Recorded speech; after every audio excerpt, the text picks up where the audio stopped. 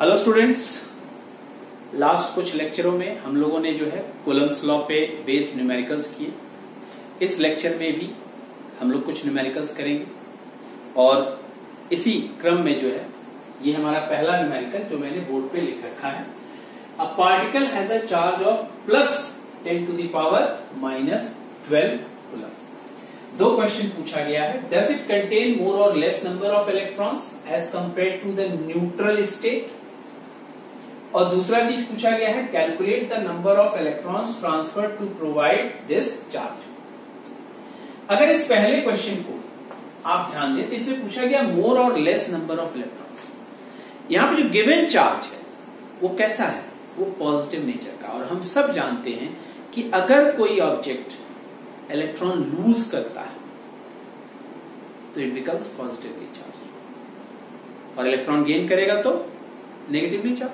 तो यहां पे चूंकि चार्ज जो गेन हुआ है वो पॉजिटिव है, इसका मतलब है कि इलेक्ट्रॉन लूज किया गया है। तो उस बेसिस पे हमारे इस पहले क्वेश्चन का आंसर हो जाएगा लेस, क्योंकि आपसे पूछा गया है मोर और लेस।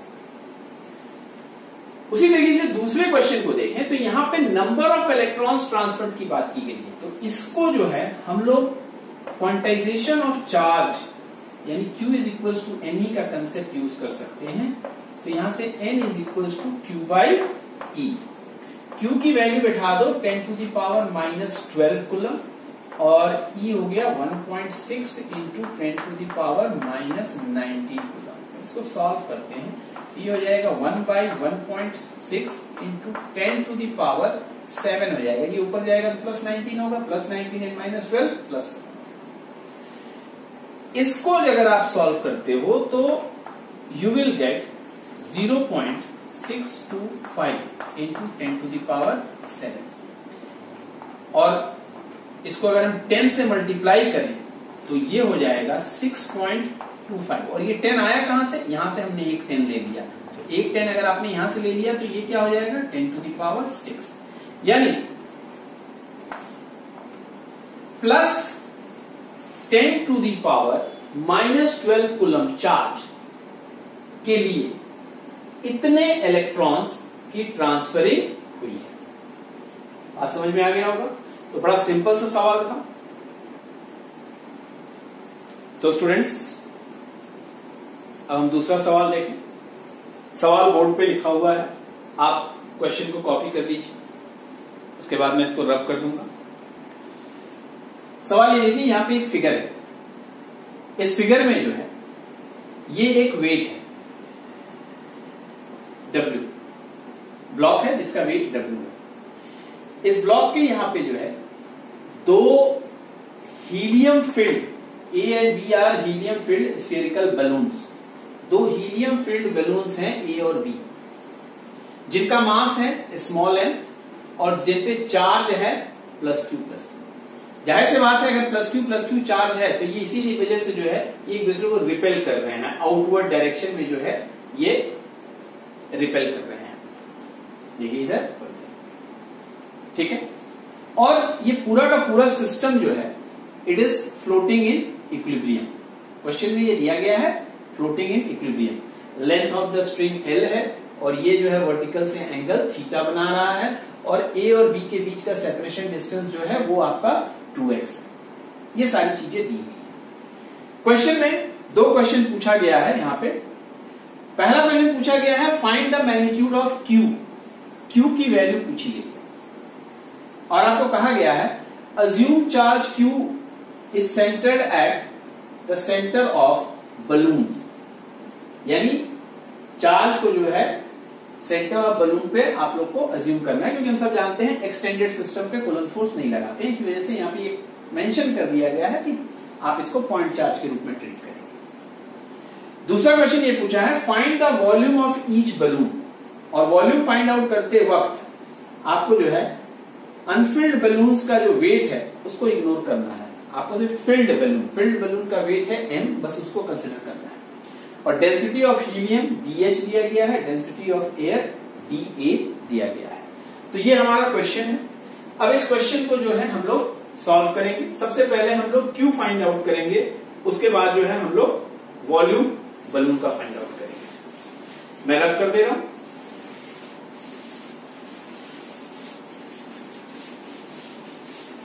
अब आप देखें, इस डायग्राम को एक बार फिर से मैं यहां बनाऊंगा।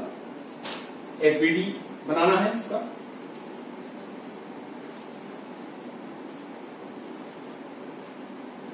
दिस इज द ब्लॉक और इसका वेट जो है W, it is acting in downward direction. और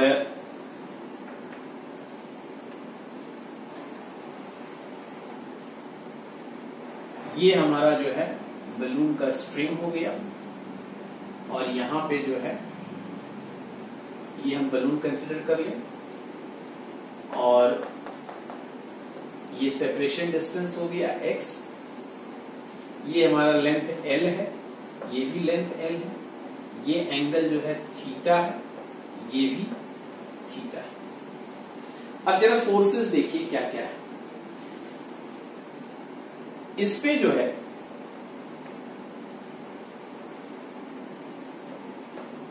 mg नीचे की तरफ एक्ट करना है, प्लस ये वाला चार्ज इस वाले चार्ज पे, चार्ज है आपका Q, इस पे दिया गया है प्लस Q, यहां पे भी प्लस Q है। तो ये प्लस Q इस प्लस Q के ऊपर एक रिपल्सिव फोर्स इधर दे रहा है F, ठीक है।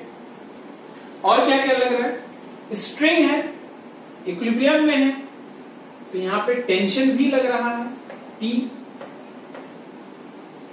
ये एंगल अगर थीटा है तो ये भी एंगल थीटा होगा। अब इस T का कंपोनेंट इस डायरेक्शन में क्या होगा। इस T का कंपोनेंट अगर हम इस डायरेक्शन में ड्रॉ करें तो ये हो जाएगा और ये होगा हमारा T cos थीटा।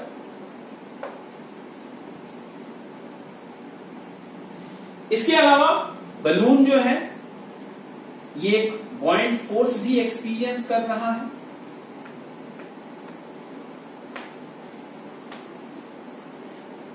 तो यहां पे बलून के ऊपर लगने वाले सारे फोर्सेस हमने ड्रॉ कर दिए। एफबीडी इसका रेडी है।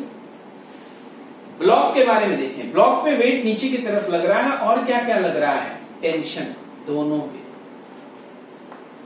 ये इस टेंशन को और इस टेंशन को अलोंग दिस अगर हम रिजॉल्व करें तो यहां पे क्या होगा, 2t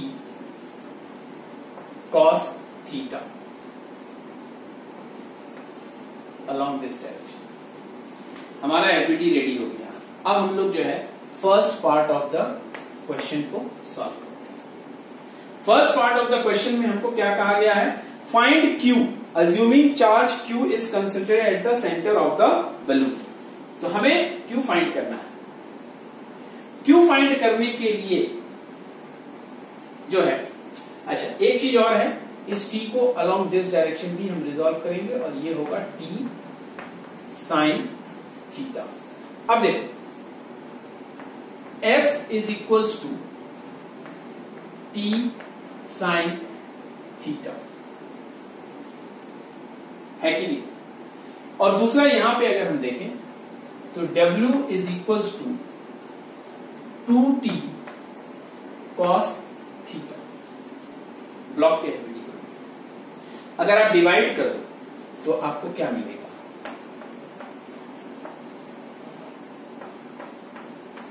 F by W is equals to T और T कैंसिल हो जाएगा, sine theta by cos theta tan theta हो जाएगा, तो 1/2 टेन थीटा। यानी F is equals to W tan theta by 2। अच्छा फोर्स क्या होगा, अब हम कूलम्स लॉ लगा के फोर्स निकाल लें। K Q square by 2x का whole square is equals to W tan theta by 2। ठीक, अब यहां से जो है आप क्यू स्क्वायर निकाल सकते हैं। यहां से हम कैरी फॉरवर्ड करें इस जगह, देखिए k q square is equal to 4x square w tan theta by 2, यानी q square is equal to ये और ये 2x square w tan theta by k, यानी Q is equal to under root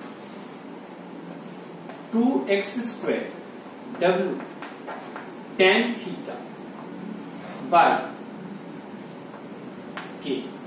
ये हमारा पहले पार्ट का answer है।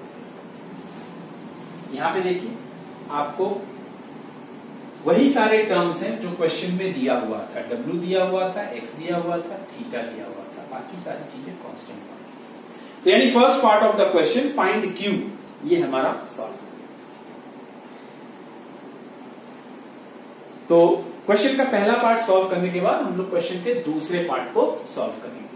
तो क्वेश्चन के दूसरे पार्ट को सॉल्व करने के यहाँ पे हमें थोड़ा सा क्लास 11 फ्लूइड का कंसेप्ट यूज करना है, जहां से बॉइंट फोर्स का फॉर्मूला, अगर आपको याद होगा तो बॉइंट फोर्स का फॉर्मूला क्या होता है, वॉल्यूम ऑफ द ऑब्जेक्ट या फिर volume of the fluid displaced into density of the fluid displaced. तो यहाँ पे density of the fluid displaced क्या है, एयर इनटू जी। ये हमारा फॉर्मूला था, इसी फॉर्मूले का इस्तेमाल हम लोग इसको सॉल्व करने में करेंगे। ठीक है, अब देखो यहां पे इस बॉइंट फोर्स को, चूंकि इक्विलिब्रियम में है, यानी बॉइंट force is balanced bye mg plus t cos theta. तो बॉइंट फोर्स यहां पे क्या हो जाएगा, वॉल्यूम ऑफ द बलून, वही आपका volume of the fluid displaced हो जाएगा, into density of air to g is equal to, ये क्या है, m इंटू जी। m क्या है, mass of the balloon. Mass of the balloon क्या हो गया, मास ऑफ द बलून मतलब मास ऑफ द हीलियम, क्योंकि एम्प्टी बलून का तो हमें मास लेना ही नहीं है। तो मास ऑफ हीलियम क्या हो गया, volume of the helium into density of helium. तो volume of the balloon into density of helium to g. अब इस t cos थीटा को देखिए, हम क्या करते हैं कि हमने देखा था कि 2t cos theta is equal to W था, यानी t cos theta is equal to W by 2। ये इसका इस्तेमाल यहां पे करेंगे और यहां लिखेंगे W बाई 2। ऐसा हम इसलिए कर रहे हैं क्योंकि हमारे आंसर में वही टर्म्स होने चाहिए जो क्वेश्चन में इनिशियली दिए हुए थे। अब इसको जो है इस तरफ ट्रांसपोज करते हैं, v कॉमन लेते हैं, dA minus dH g is equal to W by 2, यानी वॉल्यूम आपका क्या हो गया, वॉल्यूम हो गया W upon twice of dA minus dH through g। So this is the volume of the balloon. ये हमारा दूसरा आंसर।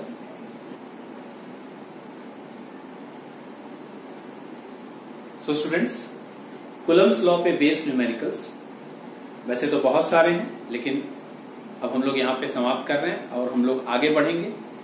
लेकिन उसके पहले मैं आपको दो न्यूमेरिकल होमवर्क के लिए दे रहा हूं।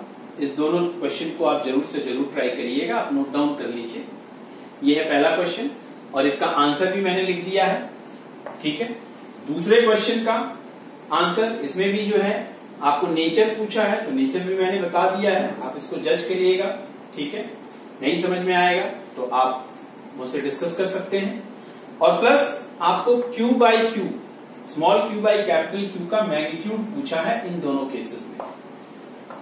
ठीक है, इन दोनों केसेस में। तो पहले केस के लिए Q बाई Q का जो रेशियो है उसका मैग्नीट्यूड ये आ रहा है और दूसरे केस के लिए ये आंसर आ रहा है। तो दोनों क्वेश्चन को आप जरूर से जरूर ट्राई करिएगा, अच्छे क्वेश्चंस हैं। ठीक है, थैंक यू। मिलते हैं अगले लेक्चर में अगले टॉपिक के साथ, जो कि होगा हमारा इलेक्ट्रिक फील्ड। Thank you.